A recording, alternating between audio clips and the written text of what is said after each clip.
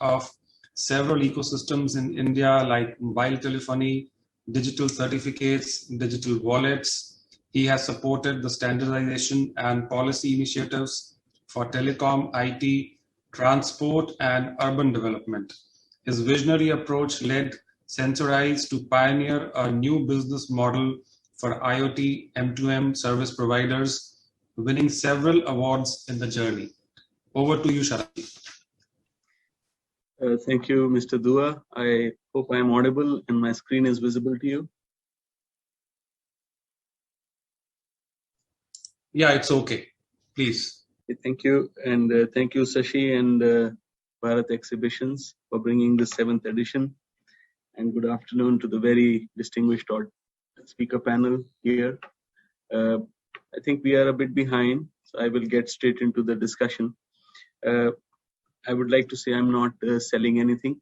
I'm not presenting anything much about Sensorize. I am the founder of Sensorize. I also vice chair the study group Services and Solutions for India's TSDSI, the standardization body in India.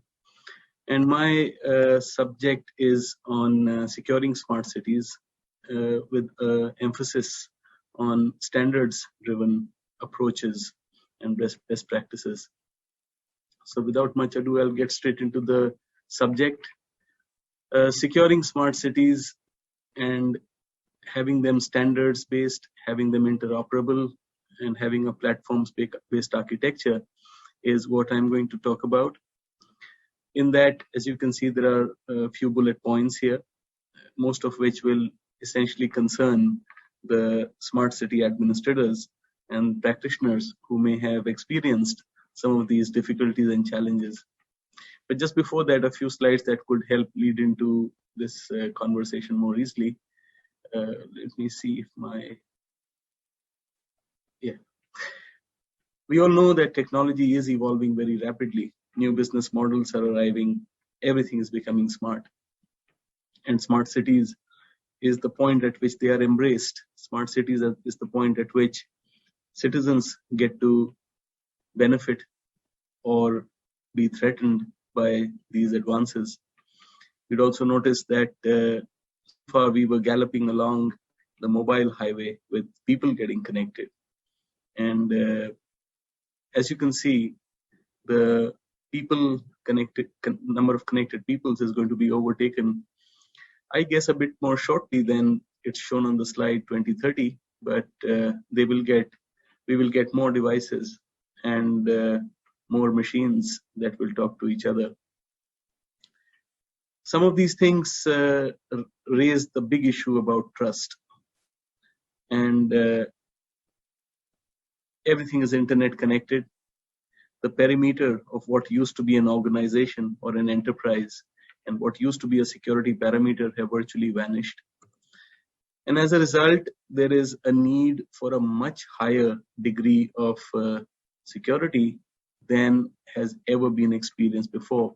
So we now have mobile security threats, the vectors that operate the internet, all of that put together into what can be called the overall threat landscape.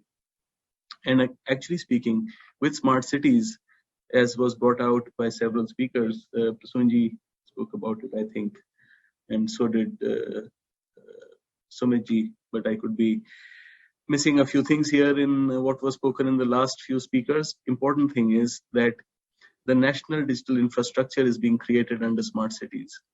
A lot of public data, a lot of individual information is flowing through these smart cities backbones. And it is very important that this growth is orderly, and how we proliferate the high tech is done in a manner that is standards based.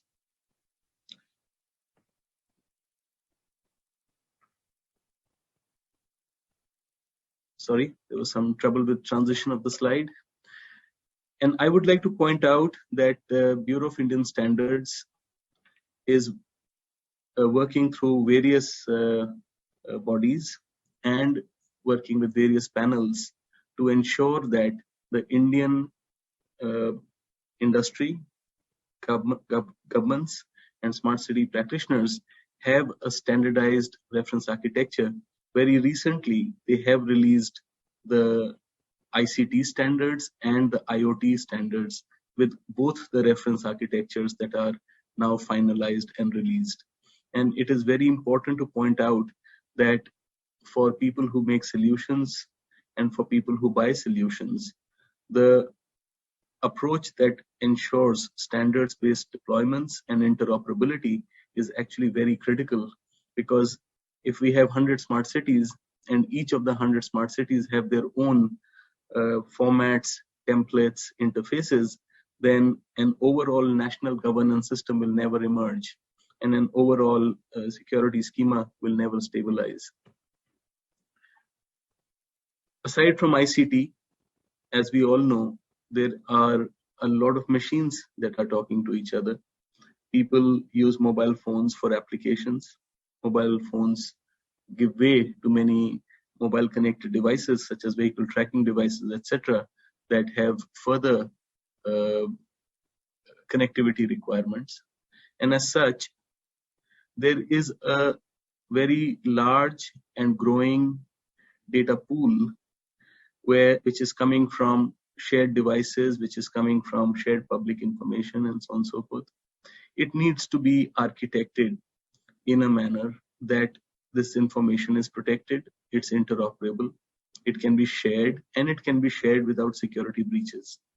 For which, one more time, there are BIS standards, and there are other standards which are developed by standard setting organizations such as TEC, which deal with device and application security. They specify what are the security classes, they specify the key aspects of registration and certification, and they also have a sufficiently detailed base of what is to be done in order to ensure that the security trust is maintained in most of these implementations.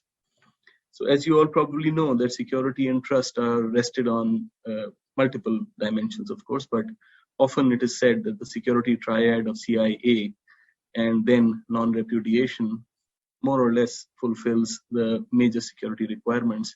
On the right, you see the trustworthiness attributes that ITU has specified. You will also be aware that in how smart cities are being implemented, there is a physical world. This is an ITU representation, and I found it very effective. There is a physical world and there are physical things. There is a cyber world and there are cyber applications, and then there is a social world. Interestingly, ITU has done a lot of work in trying to say how to develop a trust index. I recall that maybe in Dr. Hegde's initial presentation, there was a mention of the livability index. Here I talk about a ICT trust index. And this is not a training, but my purpose is to make people aware that following very well drafted standards makes better products and solutions, and to make people aware that such information is actually available in plenty. And also that TEC is making a very, very humongous effort in bringing what can be called now national standards. So TEC has adopted 1M, 2M standards as national standards. And compliance of these is a very important aspect for a global play for Make in India. As we go from being what can we call the software house of the world to BPO of the world, in the time to come, we must take our claim to the very large economy that will emerge around IoT and ICT. And for that to happen, India and Indians will not be sufficient to serve only the domestic market. And to serve the international market, the harmonization with international standards is critical. For example, TEC standardized the eSIM in India, which made possible the multi-network high quality of service for mission critical use cases. It made possible remote administration of profiles, which means For example, a camera stuck 20 feet high, or a connected camera or a connected router stuck 20 feet high on the street side, you could change the profile on that without having to switch cards. And you could have multi-profiles in these connectivity requirements, such as to offer high quality of service. And this is completely standardized. Similarly, the Nirbhaya framework took the standardized approach. AIS 140 standard specified how a device will be manufactured, how it will be certified, what features it will have, and then made it mandatory in order to improve public security, made it mandatory for all public service vehicles. And what that has done is it has created a mini industry of 200 MSMEs, which offer devices, applications, connectivity, and so on and so forth. Mr. Dua, BSNL is actually the national backend provider, and that pride of place comes from its very future-thinking people in BSNL that are currently operating the M2M space. Continuing from here, basically to say there is a common service layer, there's an application layer, there is consideration for standardized approaches and using global standards, making things work in a fashion that makes proliferation easy. In a quick summary, our suggestion is that the meeting and the conference puts focus on the fact that government spending is critical to developing high-tech services and solutions. And 100 Smart Cities or Bharat Exhibition's efforts in this area for 7 years are remarkable to bring the government, the industry, policymakers to one table. Here I can emphasize that the government spending to create local IPR, which marries global standards, is very critical.